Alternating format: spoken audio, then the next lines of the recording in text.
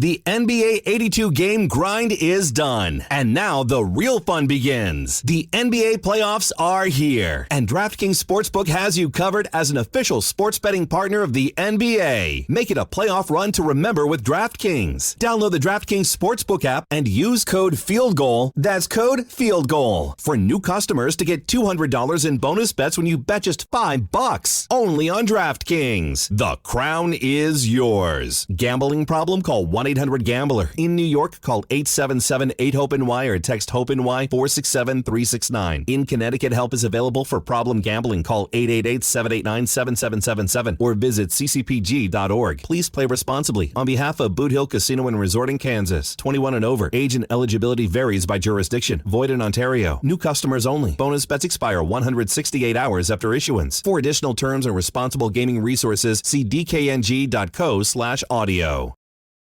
This episode is brought to you by LifeLock.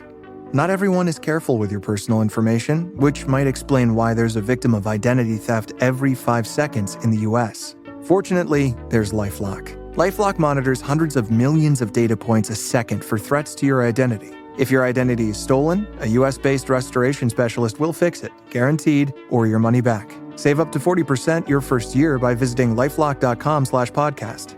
Terms apply.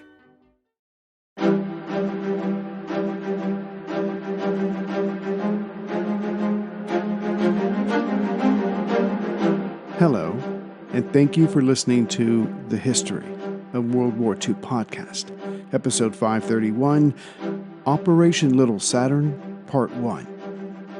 Operation Uranus had started on November 19th, 1942. For the most part, it was over by November 23rd. But what Stalin, Zhukov, and the Stavka had thought they had done, besides shielding Stalingrad from any further Axis attacks, was surround some 80,000 enemy troops, whereas the number was actually closer to 250,000, which would take longer than expected to destroy or to get to surrender. Meanwhile, as we saw, Manstein's attempted rescue, Operation Winter Storm, got underway on December 12th. The Stavka had been expecting something like this. The real question for them was, knowing this, what should be their next move? Do they take advantage of Manstein's thrust to Stalingrad and strike somewhere else, or do they try to blunt his advance? As reactions to any German thrust began to take shape, the Stavka agreed on one thing. As the Romanians had been the weak link in the chain of defenses to either side of Stalingrad, the Italian Eighth Army, along the Don River to the northwest of Stalingrad, was probably made of the same lacking fervor. It was another weak point to be exploited. The question was, what should they target, or targets be, after the Don was crossed and the Italian Eighth smashed? Tempering their desire to strike back, though again Stalin and Zhukov were growing in confidence of their forces' ability to go on the offensive, it was decided to settle for the following: smashing the Italian Eighth Army on the Don River, again northwest of Stalingrad, seizing the town of Milerovo, an Axis communication hub that was practically due west of Stalingrad by some 130 miles or 209 kilometers, and finally raiding the Tetsinskaya airfield, which was supplying General Paulus' Sixth Army, located about 100 kilometers or 62 miles southeast of Milerovo. Point is, by taking Milerovo, German reserves would be pinned down that could now not only not help the airfield, but also not rescue General Manstein's Operation Winter Storm. In short, several bite-sized chunks would be taken out of enemy territory to the north and east of Rostov-on-Don, which would set up other limited operations. Further, there would be two smaller operations, one to make sure that Winter Storm failed, and the second, attacking General Hoth's panzers to the south of Stalingrad and east of Rostov. Now, this approach called for patience, control, and perspective, and Zhukov was quietly pleased to see that Stalin was learning all three. If this was how it needed to be done, well, it was preferable to losing hundreds of kilometers a day, tens of thousands of men, along with tanks, guns, and trucks on overambitious, unrealistic, operations. Back to the Stavka, expecting some counterattack from the enemy to save General Paulus, Manstein's winter storm moved out on December 12th. And with that done, the Soviets could now firm up their plans to hit the enemy again. The Italian 8th Army on the western side of the Don River, about 160 miles or 257 kilometers northwest of Stalingrad, with the 2nd Hungarian Army on their left and what remained of the Romanian 3rd Army on their right, was not having a good month. Their newspapers from back home wrote of a major Axis defeat in North Africa at a place called El Alamein. Much of Italy's best men and equipment was now gone, including all 3 of the country's armored formations, and building those tanks had taken just over a year for Italy. So much for the country's North African empire. Then Operation Uranus kicked off to the Italians south. The Romanians below them were bludgeoned, and the Italian 8th had to shift a part of their lines in the south to make sure that they were not attacked from behind. Fortunately, the fighting stayed below them. One of the largest Star Wars fan collections in the world is coming to COSI. Unofficial Galaxies opens on May 10th, and this is a one-of-a-kind exhibition with iconic characters, props, legendary ships, costumes, and behind-the-scenes secrets. It's going to be a must-see whether you're a hardcore Star Wars fan or just curious about one of the most famous sci-fi franchises of all time. Unofficial Galaxies is coming to COSI starting on May 10th, so get your tickets now at COSI.org. Still, the Italians were thinking what would happen should the enemy come at us. Anything was possible, which is when they assessed their overall situation. First, they were spread out far too much for their numbers of 216,000 men. Their morale was low, and what stopped it from getting any better was their lack of anti-tank weapons, having only a few light tanks themselves, even fewer heavier tanks. Their artillery was from the Great War, and lastly, as many times as these deficiencies had been brought up to their German partners, they were ignored. As for the Soviets about to send tanks and troops the Italians' way, this Operation Little Saturn was only one of several counterstrikes. The Romanians had already been all but destroyed. The German 6th Army was trapped. The German forces in the Demyansk pocket to the north, south of Leningrad, was currently being squeezed by the enemy, though the Germans would eventually break out, thus ending in failure for the Soviets, as would Mars, the attack on Rzhev. Still, from an Italian perspective, at this moment, they could not help but hope the enemy would go on ignoring them, which was not going to happen. The Stavka had decided that with all that had been done, or attempted so far, it was time to slice off another part of the Axis defensive line, being the Italian 8th. If this could be pulled off by the Soviets, not only would there be that many fewer Axis troops, but considering the location of the Italians, both Army Group South and Army Group Center could be threatened further, with a special emphasis on Army Group A still coming up from the Caucasus. And lastly, Manstein's winter storm would itself be threatened with being cut off from help. And the hammer of Little Saturn would be the forces of General Nikolai Vatutin, the former deputy of the Chief of the General Staff of the Red Army, now the commander of the Voronezh Front. When Stalingrad was threatened, Stalin made him, Vatutin, the commander of the newly formed Southwestern Front, and from there, Vatutin had played an important part in planning the encirclement of General Paulus's forces, and now his target was the Italian 8th Army. Under General Vatutin was the 6th, the 3rd Guards, and the 1st Guards armies of 425,000 men, 5,000 artillery pieces, and just over 600 tanks. Across from him was Italo Garibaldi, commander of the Italian 8th, who had 216,000 men, less than 1,000 pieces of artillery, and 60, though mostly light, tanks. True, the Germans never made good on the Italians' deficiencies, but they did have the sense to put the German 17th Panzer and the 29th Infantry Corps just behind these 10 Italian divisions, should something come this way. The sunrise of December 16th was met with freezing fog, heavy snow, and sleet. No one could see more than 100 yards ahead, and thus neither side had eyes in the air, fighter or bomber. As for the Italian men themselves, they were miserable and freezing. Much like Army Group Center before Moscow in early December 1941, the black market had sucked up most of the winter clothing meant for the Italian 8th. Now the men on duty just wanted their shift to be over so they could hunker down in their dugouts. Suddenly, flashes far into Soviet territory could be seen. But before the Italians could ask each other, "Did you see that?"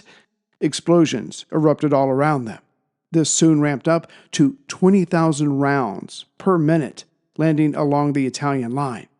Fortunately, the Soviet accuracy was no better here than it was during Operation Mars. Between the fog and the need for secrecy, no pre-registering of their targets was possible. The artillery teams simply guessed, fired, and waited to see what happened next. After some time, though that probably seemed like an eternity to the Italians, they were rushed at by the men of the 1st Guards Army, made up of 6 rifle divisions, all bunched up per Red Army doctrine. The Soviet 1st Guards were coming at the left and almost northern end of the Italian line, at the Corseria 5th and the 3rd Ravenna Infantry Divisions. Unfortunately for them, the Soviets had spent the last few days hitting this very place with probing attacks. Thus the Italians here were tired and low on ammunition. Still, they fought back doggedly. Helping were the men of the German 318th Grenadier Regiment, sprinkled throughout this part of the line. And as neither group panicked nor retreated, they poured fire into the thick mass of men approaching them, which meant hundreds of Soviet troops fell dead. The rest quickly dropped to the ground to fire back and to crawl forward. The Axis defense plan, of course, was never to win outright here, but rather to stall the enemy's attack so reserves could be brought forward and for their supporting artillery to lay waste to the enemy's infantry. But that was the problem. The Italians were so low on artillery shells, they had to get the permission of the regimental commander just to fire one.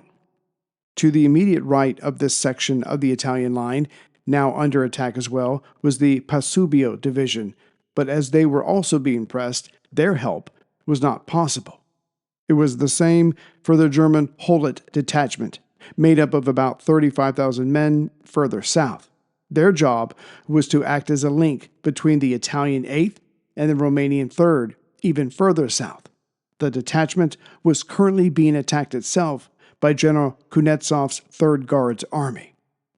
As for the Romanian 3rd Army, or what was left of it after Operation Uranus, they did themselves proud, helped no doubt by the German 62nd Infantry Division with them. And it's true that the Romanians and the Germans there, to the south of the Italians, were falling back and taking heavy casualties, but their line did not break. Back to the Italians. As for the Alpini Infantry Division on the Casseria's left, which made the Alpini the northern end of the line, they had been dealing with skirmishes as well for the last few days, obviously a part of the Soviet plan, so they could not offer assistance either. General Garibaldi needed help. He needed his German reserve, the 17th Panzer. Alas, that was now on its way south, on its way to being a part of General Manstein's Operation Winter Storm, which left the Italian commander with the aged men of the 156th Vicenza Infantry Division, now only capable of rear area duties. But what these men lacked in strength and endurance was matched by what they lacked in artillery and trucks. So Garibaldi asked the Germans for help, which is when, it may be remembered on a previous episode, Manstein had to tell the Italian, there are no reserves. Everything extra was now a part of Operation Winter Storm. the men of the Kosaria and the Ravenna divisions were on their own. For all of their casualties that morning, the Italians were holding. If nothing changed, they might actually live to see, which is when everything changed. General Vatutin, who had commanded troops against the two other German army groups, was known for thinking outside the box. Normally, not good for a long career, but as it had paid off before, Stalin tolerated it. And at this moment, Vatutin threw the rulebook into the fire. Red Army doctrine said, do not send in the tanks until the enemy's line has been breached. This would allow the tanks to pour through at speed and cause chaos. But the line wasn't breached. That was the problem. So his tanks, Vatutin decided, would do both, breach the line and then pour through. But what transpired next was not glory for the T-34 tank crews, but death. Groups of T-34s advanced, and they had Russian infantry on top for support. Suddenly, one tank exploded, and then another, the men on top falling off, already dead. Vatutin's gamble had those T-34s drive right through an Italian minefield. Soviet scouts had, to be sure, went out for the last few days, marking lanes open for the vehicles, but their own artillery bombardment had destroyed their, literally, red flags. The tanks were ordered to halt. The men started checking each other to see who was still alive. Meanwhile, the engineers were sent out, again, to clear lanes or to mark safe passages. Only then did the infantry that survived jump back up on those T-34s, and they advanced, but rather slowly this time. Point is, if those Italians had had just half of the anti-tank guns they had been begging for, this would have been a killing field, in the truest sense. Incoming transmission.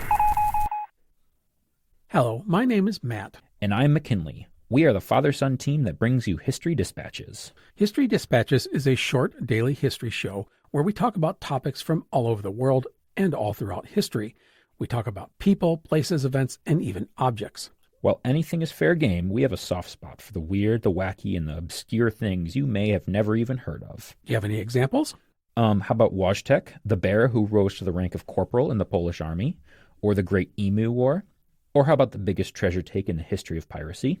That sounds cool, but do you have a story about the head of Oliver Cromwell? Or one about the ancient library of Alexandria? And a story about the first woman to climb Mount Everest would be cool. Well, we got those as well. Every weekday there's something new and fun. Sweet. So how do I get this trove of goodness? All you have to do is go to historydispatches.com or just look for History Dispatches in your favorite podcast app. As the Soviet tanks approached the men of the two infantry divisions, the Italian troops had no choice but to use their hand grenades and Molotov cocktails for defense, which did not work.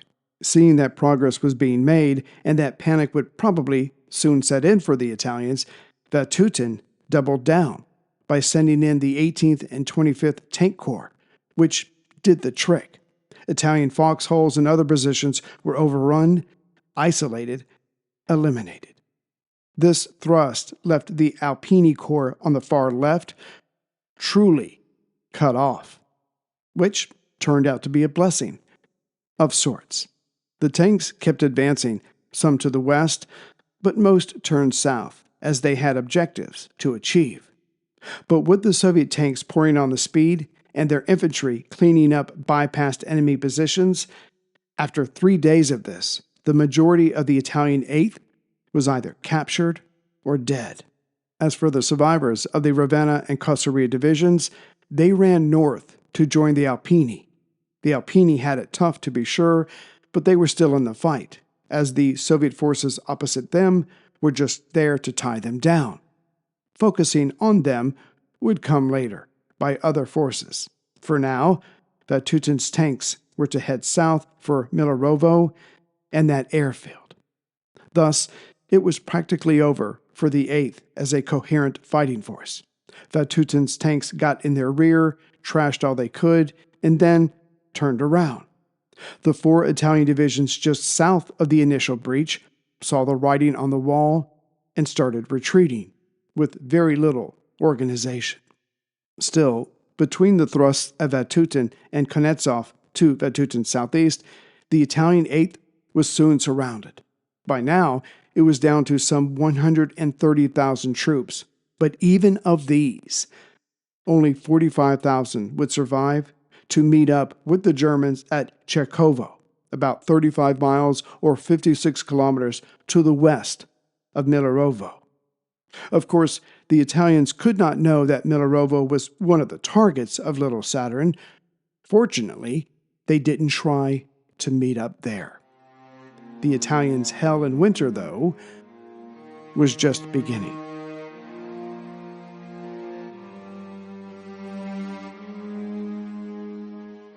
Greetings, everyone, from Central Virginia. So, obviously, thank you for listening. As far as welcoming aboard new members, let's see here. I have Michael Miller from Canada. I'm not sure where he is from, but thank you, Michael, very much. And as far as donations, Brandon Hilton, and I think he's a member too. So if that's either way, thank you very much, Brandon.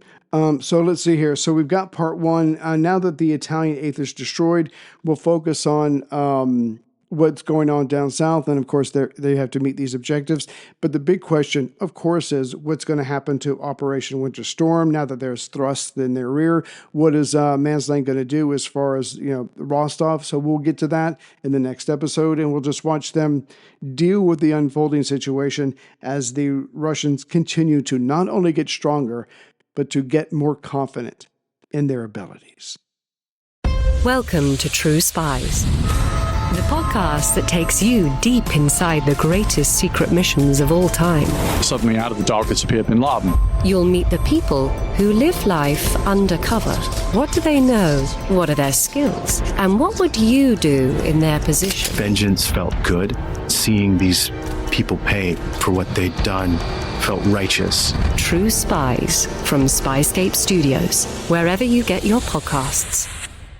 From the creators of the popular science show with millions of YouTube subscribers comes the Minute Earth podcast. Every episode of the show dives deep into a science question you might not even know you had. But once you hear the answer, you'll want to share it with everyone you know. Why do rivers curve? Why did the T-Rex have such tiny arms? And why do so many more kids need glasses now than they used to? Spoiler alert, it isn't screen time. Our team of scientists digs into the research and breaks it down into a short, entertaining explanation, jam-packed with science facts and terrible puns. Subscribe to Minute Earth wherever you like to listen.